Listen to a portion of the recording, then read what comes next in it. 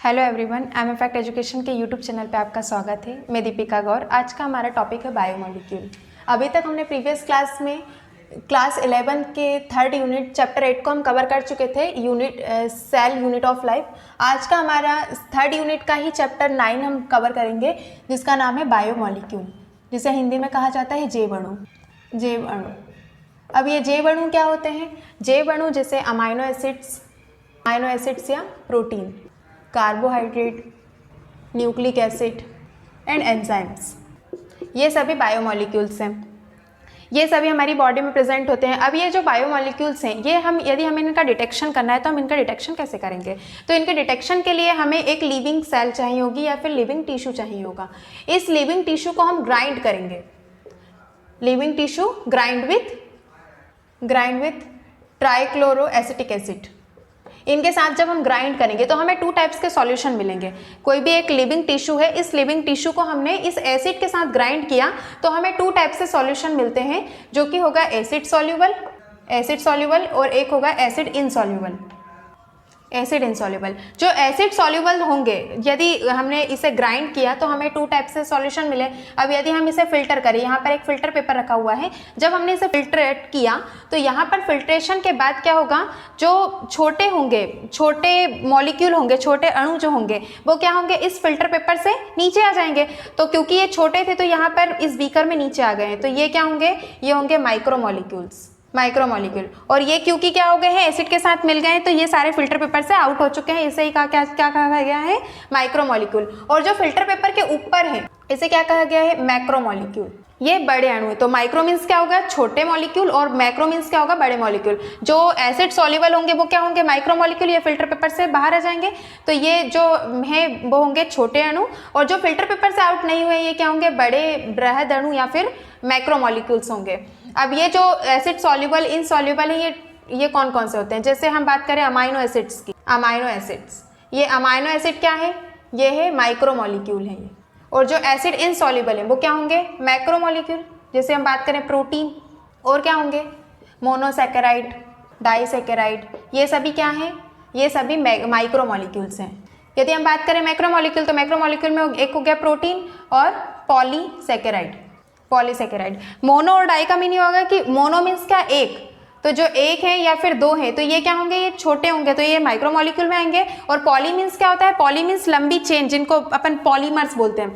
तो ये जो पॉलीसैकेराइड है क्या है, बड़े अणु, इसलिए इनको किस कैटेगरी में रखा है, मैक्रोमोलिक्यूल में रखा हुआ है। नेक्स्ट आता है, यदि हम माइक्रोमोलिक्यूल की बात करें तो इसमें आ जाते हैं न्यूक्लियोटाइड, और इसके अंदर क्या होंगे, मैक्रोमोलिक्यूल के अंदर न्यूक्लिक एसिड, ये क्या होंगे, मैक्रोमोलिक्यूल होंगे। तो हमने इसे 2 सॉल्यूशंस हमने देख लिया कि जो एसिड सॉल्युबल है वो क्या होंगे, माइक्रोमोलिक्यूल होंगे, और माइक्रोमोलिक्यूल के अंदर क्या क्या आते हैं, amino acid, monosaccharide, disaccharide and nucleotides. ये सभी किसके अंदर आते हैं, एसिड सॉल्युबल के अंदर। ये एसिड के अंदर क्या हो जाएंगे, मिल जाएंगे। यदि हम बात करें एसिड इनसॉल्युबल की, तो एसिड में जो नहीं घुल सकते उन्हें क्या कहा जाता है, एसिड इनसॉल्युबल। तो इनमें कौन से मॉलिक्यूल्स आते हैं, मैक्रोमोलिक्यूल, जो बड़े मॉलिक्यूल्स होते हैं वो आते हैं। तो इनमें कौन कौन से होंगे, protein, polysaccharide and nucleic acid, ये सभी क्या होंगे, मैक्रोमोलिक्यूल होंगे, जो कि एसिड में सॉल्युबल नहीं होंगे। अब हम देखेंगे, अभी आज का हमारा टॉपिक है अमाइनो एसिड। अमाइनो एसिड का हम स्ट्रक्चर देखेंगे कि अमाइनो एसिड का स्ट्रक्चर क्या होता है, स्ट्रक्चर ऑफ अमाइनो। अब आज हम देखेंगे अमाइनो एसिड का स्ट्रक्चर। तो जो मीथेन है, मीथेन में क्या होता है, जैसे अपन देखें कार्बन, तो कार्बन की कितनी वैलेंसी होगी, 4। इसके साथ कार्बन के साथ कितने हाइड्रोजन ऐड होंगे, 4 हाइड्रोजन्स। इसे क्या कहा जाता है, मीथेन। तो जो अमाइनो एसिड है, अमाइनो एसिड किसके रिप्लेसमेंट से बना है, मीथेन के ही रिप्लेसमेंट से बना है। जैसे कि यदि हम बात करें अमाइनो एसिड की, तो अमाइनो एसिड में कौन कौन से ग्रुप्स पाए जाते हैं, तो इसके अंदर होगा carboxylic group, amino group, hydrogen and alkyl group. तो यहाँ पर इसके रिप्लेसमेंट से बना है। जैसे हमने इस हाइड्रोजन को रिप्लेस किया तो यहाँ पर क्या लग जाएगा, एल्काइल ग्रुप। यदि हमने इस हाइड्रोजन को रिप्लेस किया तो यहाँ पर क्या आ जाएगा, कार्बोक्सिलिक ग्रुप या कार्बोक्सिलिक एसिड। नेक्स्ट, यहाँ ये तो हाइड्रोजन है ही, ये इस हाइड्रोजन को रिप्लेस किया तो यहाँ पर क्या आ जाएगा, अमाइन ग्रुप। तो ये जो स्ट्रक्चर बन गया, ये किसका बन गया स्ट्रक्चर, अमाइनो एसिड का। तो क्या कहा जाता है कि जो मीथेन का रिप्लेसमेंट है, मीथेन का ही प्रतिस्थापित रूप क्या है, अमाइनो एसिड। और ये जो होगा, ये क्या होगा, अल्फा कार्बन होगा। अब इसे अल्फा कार्बन क्यों कहा है, क्योंकि ये जो कार्बोक्सिलिक ग्रुप है, ये कार्बोक्सिलिक एसिड जो है वो एक फंक्शनल ग्रुप है, क्रियात्मक समूह है, फंक्शनल ग्रुप है ये एक। जब भी फंक्शनल ग्रुप के बाद वाला जो कार्बन होता है वो क्या होगा, अल्फा कार्बन होगा। यदि फर्स्ट पोजीशन पे है तो वो अल्फा कार्बन होगा, यदि सेकंड पोजीशन पे होगा तो वो क्या होगा, beta carbon, then third position पे है तो वो क्या होगा, अल्फा बीटा गामा कार्बन। तो यहाँ पर हम यदि देखें फंक्शनल ग्रुप का, तो कार्बोक्सिलिक एसिड जो है वो फंक्शनल ग्रुप है, इसी के बाद वाला जो कार्बन है वो क्या होगा, अल्फा कार्बन होगा।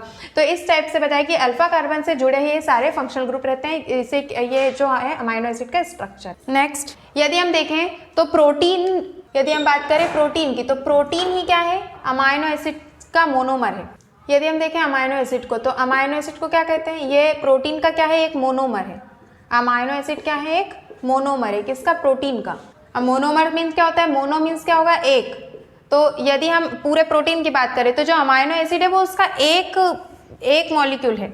तो ये अमाइनो एसिड्स की लंबी चेन क्या बनाती है, एक पूरे प्रोटीन को बनाती है।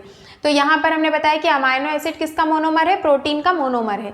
नेक्स्ट हम देखते हैं कि जो अमाइनो एसिड्स हैं 21 टाइप्स के होते हैं। यदि इनके रिप्लेसमेंट को देखें तो एल्काइल ग्रुप का जब रिप्लेसमेंट होगा तो एल्काइल ग्रुप का रिप्लेसमेंट करके हम कितने टाइप के अमाइनो एसिड्स प्राप्त कर सकते हैं, 21 टाइप्स के। यहाँ पर हम देखेंगे यदि हमने एल्काइल ग्रुप को H के साथ रिप्लेस किया, हाइड्रोजन के साथ रिप्लेस किया, तो यहाँ पर जैसे अभी हमने देखा कि हमारा जो पूरा अमाइनो एसिड का स्ट्रक्चर था वो क्या था, यहाँ पर एक कार्बन ग्रुप था, इसके ऊपर एक एल्काइल ग्रुप लगा हुआ है, देन यहाँ एक कार्बोक्सिलिक ग्रुप लगा हुआ है, देन यहाँ एक हाइड्रोजन ग्रुप है और यहाँ अमाइन ग्रुप है, और ये एक अल्फा कार्बन है। तो यहाँ हमने बताया कि यदि हम इस एल्काइल ग्रुप को रिप्लेस करें, तो इस एल्काइल ग्रुप को रिप्लेस करें हम किसके साथ, हाइड्रोजन के साथ। तो जब हम इस एल्काइल ग्रुप को रिप्लेस करेंगे हाइड्रोजन के साथ, अब ये जो हमें स्ट्रक्चर मिला है वो किसका स्ट्रक्चर है, ग्लाइसिन। यदि हम अमाइनो एसिड को ही यदि हम किसके साथ रिप्लेस करें, CH2 के साथ। यदि हम इस एल्काइल ग्रुप को किसके साथ रिप्लेस करें, CH3 के साथ रिप्लेस करें, तो यहाँ पर क्या होगा, जैसे अमाइनो एसिड का जो स्ट्रक्चर होगा वो क्या होगा, alkyl group, carboxylic group, hydrogen and amine group. तो यहाँ पर ये जब एल्काइल ग्रुप को रिप्लेस किया तो यहाँ पे क्या आ जाएगा, CH3। अब ये जो स्ट्रक्चर बना है वो किसका स्ट्रक्चर है, एलेनिन। नेक्स्ट यदि हम एल्काइल ग्रुप को किसके साथ रिप्लेस करें, एल्कोहल के साथ, CH2OH के साथ रिप्लेस करें, तो यहाँ पर जो स्ट्रक्चर बनेगा वो किसका बनेगा, ये अमाइनो एसिड का स्ट्रक्चर हो गया। अब इस एल्काइल को रिप्लेस करेंगे किसके साथ, एल्कोहल के साथ, CH2OH के साथ, तो अब यहाँ पे जो स्ट्रक्चर बना है वो किसका बना है, सीरीन। तो इस टाइप से हम एल्काइल ग्रुप को रिप्लेस करके हम क्या बना सकते हैं, हम 21 टाइप्स के अमाइनो एसिड बना सकते हैं। और ये जो एल्काइल ग्रुप है, एल्काइल ग्रुप का जब रिप्लेसमेंट होगा तो यही इसकी एसिडिटी, बेसिसिटी, न्यूट्रल, यही सारे जो कैरेक्टरिस्टिक होती है, जो प्रॉपर्टी होती है वो शो करेगा। तो यहाँ पर जो एल्काइल ग्रुप है, एल्काइल ग्रुप ही क्या शो करेगा, यदि हमने देखना है अम्लीता, तो ये यदि इसकी हम अम्लीता देखें तो अम्लीता कौन शो करेगा, ग्लूटामिक अम्ल जो है वो क्या बताता है कि ये कैसा है, अम्लीय है। अब ये जो अम्ली कैरेक्टर है वो किसके वजह से पता चला है, क्योंकि वो एल्काइल ग्रुप को जब रिप्लेस किया तो वो क्या बन गया, वहां पर ग्लूटामिक एसिड बन गया। अब जब ये ग्लूटामिक एसिड बन गया तो ये इसकी जो प्रॉपर्टी होगी वो कैसी होगी, एक एसिड जैसी होगी। नेक्स्ट आता है क्षारीय। तो क्षारीय कौन होंगे, लाइसिन जो होंगे वो कैसे अपना जो प्रॉपर्टी है वो कैसे शो करेंगे, क्षारीय प्रॉपर्टी शो करेंगे। यदि हम बात करें उदासीन की, तो उदासीन कौन शो करेगा, बेलीन। नेक्स्ट आता है एरोमेटिक। एरोमेटिक क्या होते हैं, एरोमेटिक मीन्स जिसके अंदर से क्या आती है, खुशबू आती है, उसे ही क्या कहा जाता है, एरोमेटिक। तो यहाँ पर जो टायरोसिन है वो कैसे होते हैं, एरोमेटिक होते हैं। तो हम यहाँ पर एल्काइल ग्रुप के रिप्लेसमेंट से हम क्या कर सकते हैं, ये सारी प्रॉपर्टी शो होती हैं और हम 21 टाइप्स के अमाइनो एसिड्स बना सकते हैं।